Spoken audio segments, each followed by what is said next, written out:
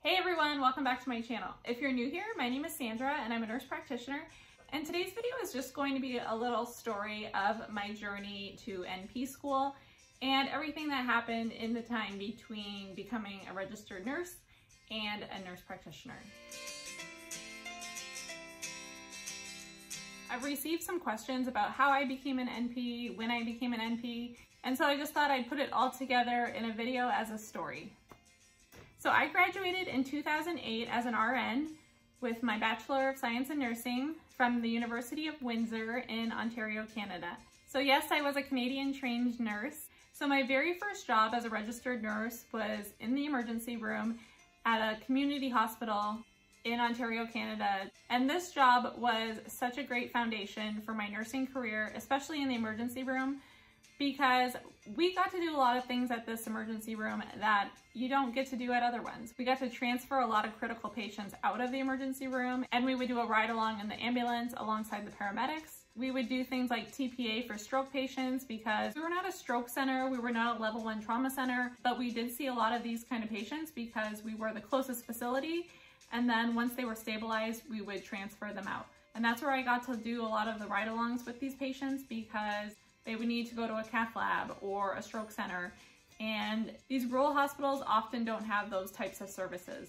So this emergency room taught me so much. It gave me such a strong foundation as a registered nurse in the emergency room, and I definitely recommend starting at a community rural hospital if you want to specialize, because first of all, it's a lot easier to get a job in those kind of hospitals, and second of all, you're going to see so many different kinds of patients. So while I was working at this hospital, I got to work with some nurse practitioners, and I was just really interested in their role and everything they were able to do. They could see a lot of patients on their own, they were prescribing, they were doing procedures, and it was just a really fascinating role to me in the ER. And so that planted the seed in my mind that yes, I wanted to do more, I wanted to go back to school at some point, and that just got the wheels turning. So I knew I definitely wanted to do travel nursing next. That was a goal of mine before I ever even became a nurse, was to do travel nursing. And so while I was working at this Canadian hospital, I was getting all the paperwork ready and applying to become a nurse in the US and take the NCLEX. I did have a bit of an advantage with this because I am a dual citizen, and instead of applying for a work visa, I was getting all the paperwork ready to apply for my US passport. So the paperwork for all of this took so long. There were just so many odds and ends that I needed to do in order to become a nurse in the United States. It took a while to sort all this out. It was definitely well over a year. But I was trying to plan as best I could. So in the meantime, I got my little dog here. Her name is Reese, and I knew I wanted to bring a dog with me as a travel nurse. So I got her as a puppy in the spring of 2010.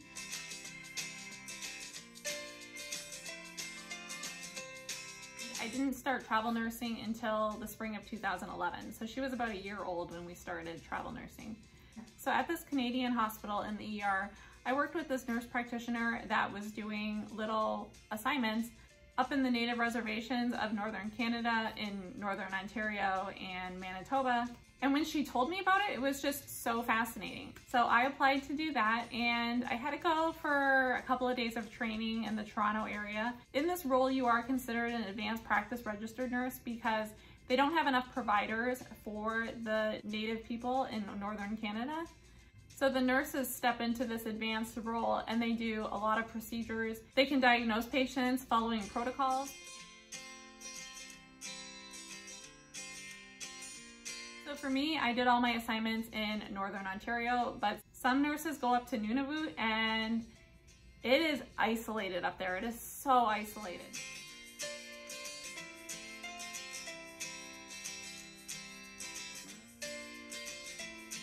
These native people have so little. There's usually one community store. The communities range from a couple hundred people to a couple thousand people typically.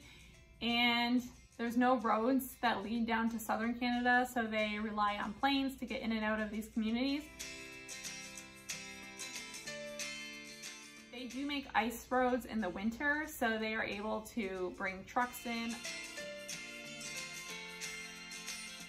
So during the winter, they bring all of the supplies they need for the rest of the year, such as lumber, big loads of food, those kinds of things. Otherwise, the only way in is on these little planes, and sometimes they're only 6-seat planes. They're so small. And so when I would fly up, I would start in Windsor on a pretty decent sized plane, maybe 50 to 100 seats. And then I would do a layover in Toronto. And usually there were another 2, 3, even 4 layovers to get all the way up to the community that I was heading to. The agency will take care of all the travel expenses for you, and you do make considerably more money doing these assignments than you do as a registered nurse in Southern Canada. It's definitely a very cool experience. It was up on these reservations that I saw the Northern Lights or the Aurora Borealis for the first time.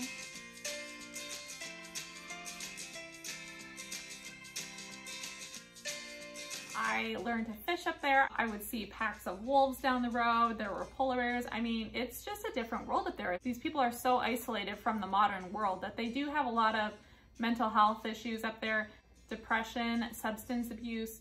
So it's a different experience. There's a small police department in every community, and there's a small clinic.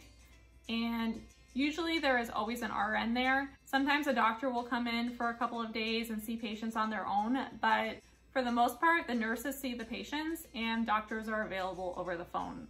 So if you have a more critical case that you need to speak with them about, you have to connect with them over the phone and they walk you through what to do.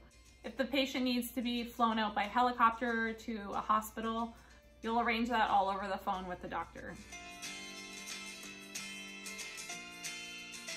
So I think the longest assignment I did was about 2 weeks in the summer, and the summer was a lot of fun because there's fishing, there's boating, there's a lot of summer activities you can do, but the winter is isolated. The temperature is about 30 below and it is so cold, and there's really not much to do outside of the clinic hours. So in the winter, the assignments were about 5 days to a week long for me.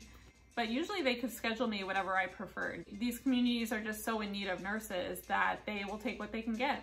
And then there are nurses that live up there all year round and they work for the province. So these nurses that live up there all year round are pretty much in charge of the clinics, how they run, how they function.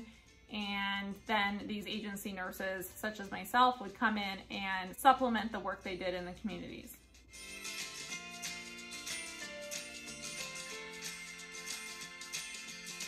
So it was a great experience, a great way to meet other nurses, a great way to work in an advanced role before I was ever even a nurse practitioner. And so if you are a nurse in Canada and this sounds interesting to you and you have a sense of adventure, I would definitely recommend trying this out. So finally in 2010, I was approved to take the NCLEX, and I took it for the first time and I did not pass, and it was so devastating because I wanted things to start moving along. And then there was that waiting period in between where I had to wait to take it again. But I believe it was about 6 weeks in between, and I just remember the US NCLEX was so different than the Canadian RN exam I had taken. I think now it's called the Canadian NCLEX, but at the time, those tests were just so vastly different, the Canadian and US, that I was just not prepared properly the first time I took the US NCLEX. And so in that 6 weeks between waiting to take the NCLEX over again, I got the Kaplan study guide and I worked through that book multiple times, and I did the practice questions multiple times, and that book prepared me phenomenally. I passed the NCLEX the second time with flying colors, and it was so much easier on the second try. So I'm not too familiar with the NCLEX now. Like I said, this was back in 2010, but Kaplan was a great resource for me taking the NCLEX in 2010. Okay, so I finally passed the NCLEX exam and was able to apply for my license across the border in Michigan. So right across the border is Detroit. So my very first US nursing job was in an emergency room just outside of Detroit. I actually worked with a nurse in Canada who also worked at this ER. So she put in a good word for me and I was able to get this job.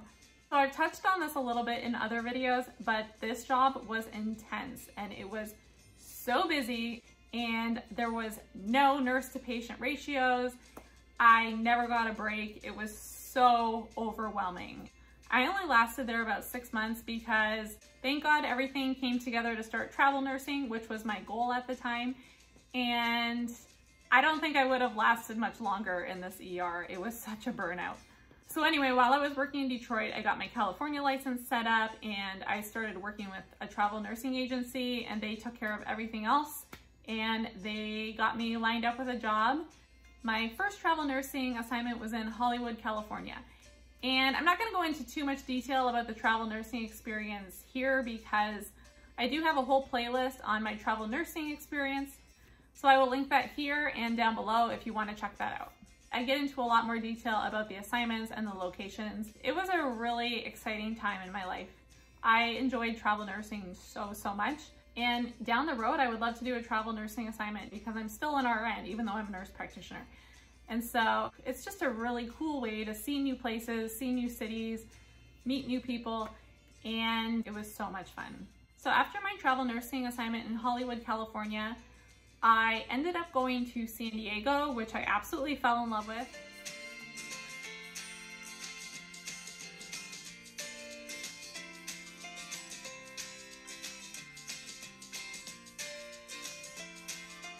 San Diego is the most beautiful city in the US, in my opinion, and I just didn't want to leave after there. And so I just stayed in San Diego for about a year doing different travel assignments at different hospitals around the city. I did an ER assignment at the Children's Hospital. It was great because I wasn't leaving friends every time. I could still see them outside of work, even if I changed assignments. So it was nice to stay in the same city. So while I was doing these travel nursing assignments, the itch to advance my education was becoming so much stronger, and I knew I wanted to do more. And at the time, one of my RN friends from Canada, who I worked with at that first hospital, was applying to medical school in the Caribbean, and she asked if I wanted to do it too. And we talked about it, and I thought that would be a cool thing to do. You don't have to take the MCAT entrance exam for some of them.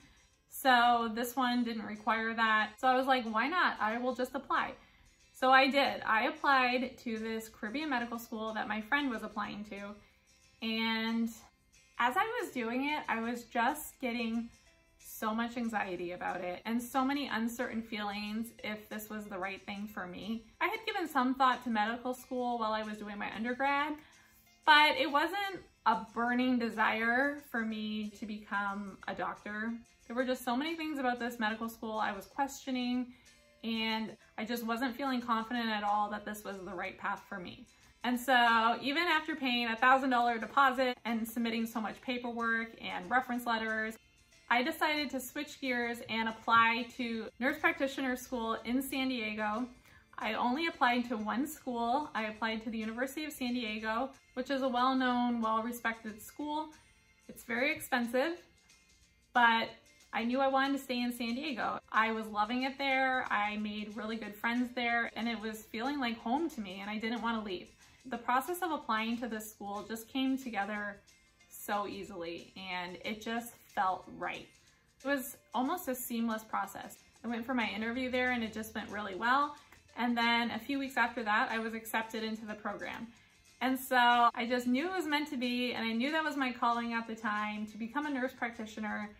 And I definitely do not regret that decision. I am so happy as a nurse practitioner. I felt so much more comfortable thinking about becoming a nurse practitioner and that role as opposed to becoming a doctor. And I love as a nurse practitioner that I'm still very closely tied to the nursing field. I will always be a nurse as a nurse practitioner. I understand that role. I understand what it entails to be a nurse. And I'm just very happy with my decision to become a nurse practitioner because I feel like it suits my personality and who I am very well. So I just know that was meant to be, and it was the right decision for me. So I started my nurse practitioner program in the fall of 2012, and I graduated as a dual family pediatric nurse practitioner in the summer of 2014.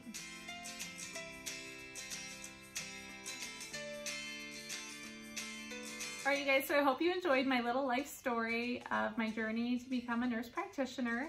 If you have any questions or comments, please leave them down below. If you like this video, please give it a thumbs up.